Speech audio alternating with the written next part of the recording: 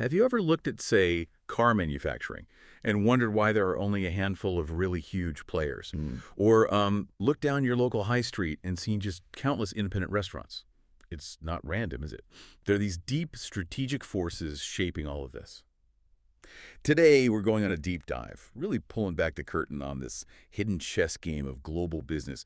We'll explore the forces that decide if an industry becomes, a land of giants or more like a bustling marketplace. Then we'll look at how companies try to grow sometimes through massive empire building, like mergers and acquisitions, and interestingly, sometimes by doing the opposite, shedding parts of themselves.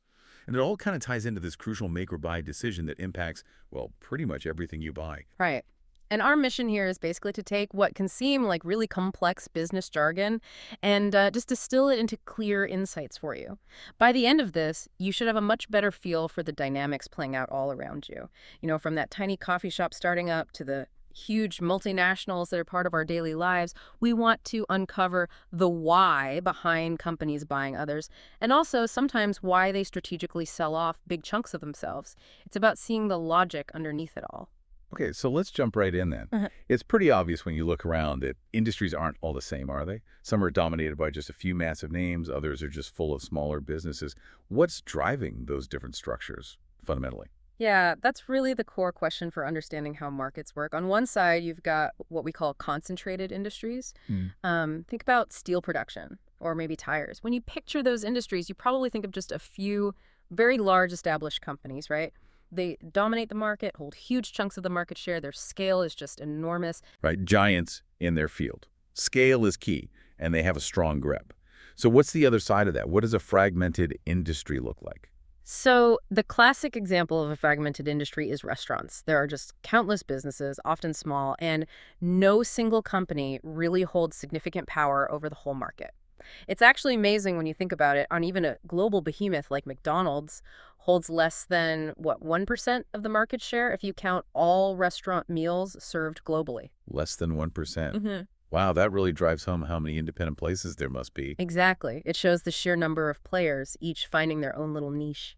Okay, and I'm guessing these structures, concentrated versus fragmented, are tightly linked to how easy or hard it is to actually start a business in that area, the gates to entry you mentioned. Absolutely. The gates or barriers to entry are often the deciding factor. In fragmented industries like restaurants, you usually find low entry barriers. Now, that doesn't mean it's easy to succeed, but getting started, opening one restaurant, the initial capital, the specialized equipment needed, it's not prohibitively high compared to other sectors. Relatively accessible then. Relatively, yes. And because it's easier to get in, if that market suddenly looks really profitable, you'll see a flood of new businesses trying to get a piece of the action.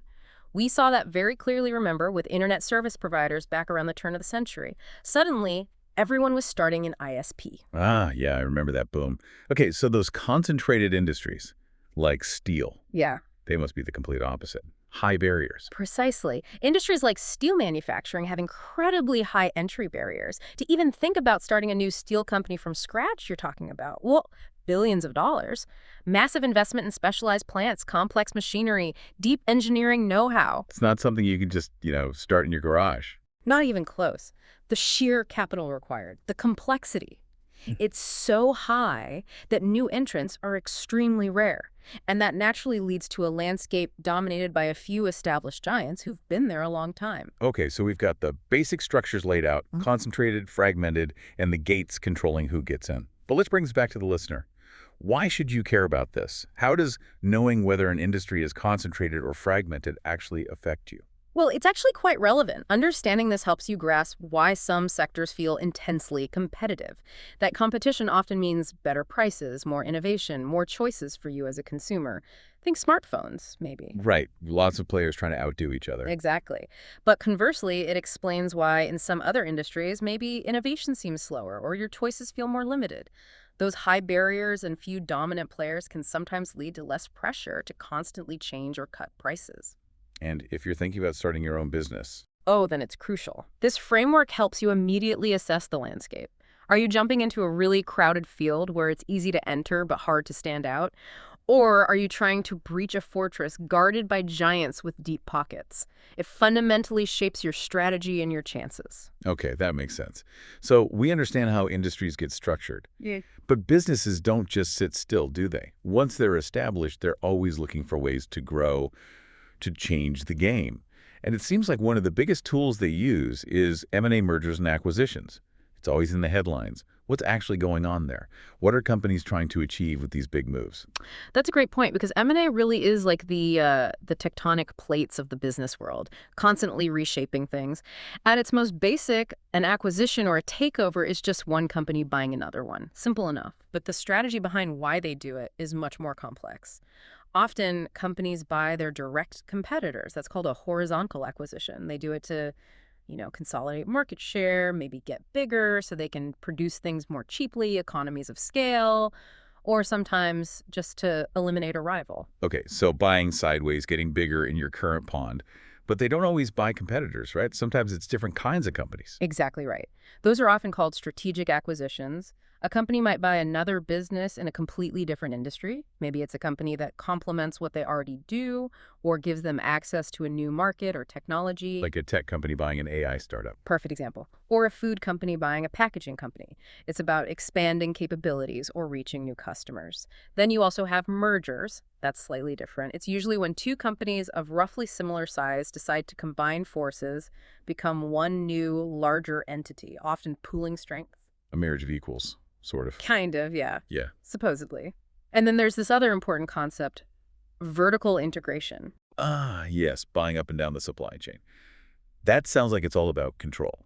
It absolutely is, primarily about control and efficiency. Vertical integration means a company buys either its suppliers, Which is backward integration. correct, or it buys the companies that buy from it, like distributors or retailers. Forward integrate. Exactly. So think of our car manufacturer again. They might buy a steel company, backward integration, to control their raw materials. Or they might buy a chain of our dealerships, forward integration, to control the sales process and customer relationship. So owning more pieces of the journey, from raw material to final customer. Right. The goal is usually to cut costs, make sure quality is consistent, maybe gain more power in negotiations, more operational leverage. So connecting all these M&A moves, Yeah. it seems like companies are constantly trying to get more control, become more efficient, expand their reach, building empires, essentially. Yeah. But can this go too far? Is there a point where getting bigger and bigger actually starts to cause problems? Is bigger always better? That's a really critical question because while growth and integration can offer huge advantages, just relentlessly pursuing M&A, especially buying companies in lots of unrelated industries, can definitely backfire. It can lead to what people call an unwieldy conglomerate, Unwieldy, meaning meaning it's just become too big and diverse to manage effectively. Imagine a single holding company trying to oversee dozens of subsidiaries. Maybe they own an aerospace parts maker, a chain of hotels, and a company that makes, I don't know, breakfast cereal. that sounds complicated. It is. The challenge is that the top management, the board, they can't possibly be experts in all those different fields. One minute they're approving a massive R&D budget for, say, a biotech division. The next, they're debating marketing for a fashion brand. Yeah, that sounds like whiplash, like you said. Yeah, it really can be. And it often leads to slower decisions, a lack of deep understanding of each business, and sometimes resources get misallocated. Plus, investors often don't like it.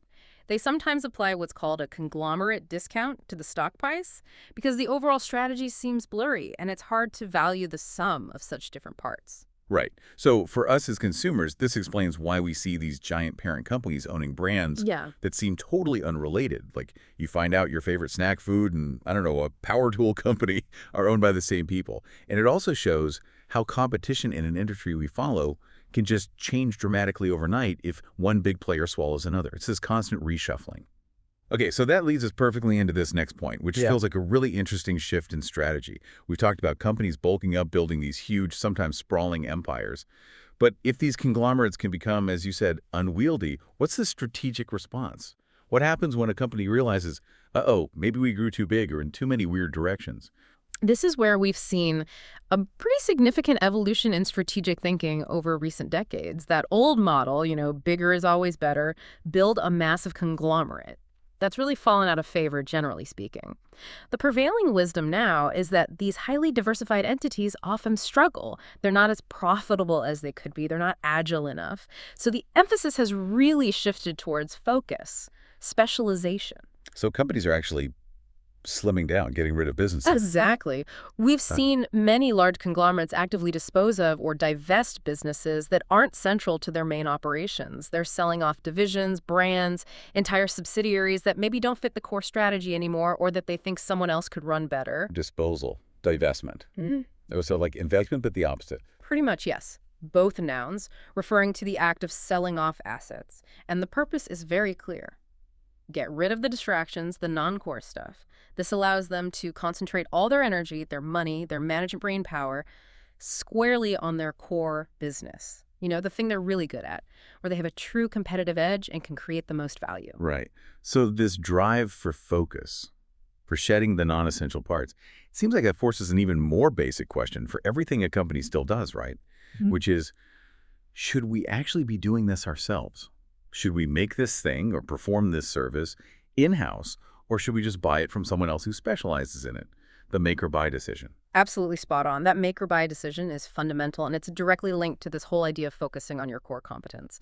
Companies are constantly evaluating, should we produce this specific component ourselves? Should we run our own call center? Should we handle our own logistics? Right. Should we outsource it? Should we buy that component, that service, that function from an outside supplier who does nothing but that? It's like our chef again, deciding whether to bake all their own bread from scratch, which takes time and expertise, or just buy amazing bread from the specialist bakery down the street. It's a strategic calculation. Precisely that. And the strategic implications are huge. If you decide to make it in-house, you get maximum control. Control over the quality, the design, maybe proprietary technology. You might even save costs in the long run if you have the scale, but it requires significant investment up front. You need the factory, the people, the expertise. You have to manage it all. On the other hand, if you buy it, you outsource it. Well, you can tap into the supplier's specialized knowledge. They probably have economies of scale you don't. It often gives you more flexibility, more agility.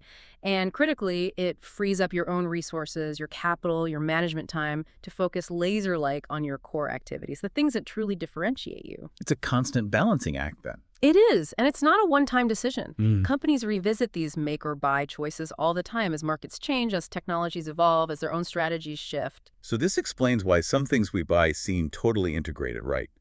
Like maybe a luxury watch brand that controls everything from the tiniest screw to the final polish, all under one roof. Yes, that would be a make strategy driven by control and brand image. While other things, like say most laptops or smartphones, are assembled from hundreds of different parts made by dozens of specialist companies all over the globe. Exactly. That's a heavy reliance on a buy strategy, leveraging a global network of specialized suppliers for different components, screens from one place, chips from another, memory from somewhere else. And these choices directly impact the final product's cost, its quality, how quickly new features appear, and ultimately the range and quality of choices we have with consumers. Yeah. It's all driven by these strategic make or buy calculations. It shapes the entire ecosystem of how products are designed, manufactured, and delivered. Wow. Okay, so today we really covered a lot of ground. We've peeled back the layers on how industries get their basic shape, why some are dominated by giants, others are full of smaller players. We looked at how companies try to grow, often aggressively, through mergers and acquisitions, building empires, or controlling their supply chains. And then that fascinating countertrend, companies strategically shrinking, divesting assets to focus purely on their core strengths, which constantly brings up that fundamental make or buy question. From your local high street restaurant scene to the global steel industry, it seems like every business move has a strategic thinking behind it. Absolutely. So next time you see, say, a small independent cafe opening up relatively low barrier to entry, right? Or you read in the news about some huge multinational selling off a whole division, you'll have a new lens. You'll understand the why behind it a bit better. Think about it for a moment. How does this constant churn industries concentrating or fragmenting, companies merging or divesting, choosing to make or buy, how does all that ultimately affect competition? How does it influence the prices you pay, the quality of the products you get, even the sheer number of choices available to you? What looks like just another business deal is almost always a calculated move in this big ongoing game of corporate strategy. And hopefully now you're better equipped to see those plays happening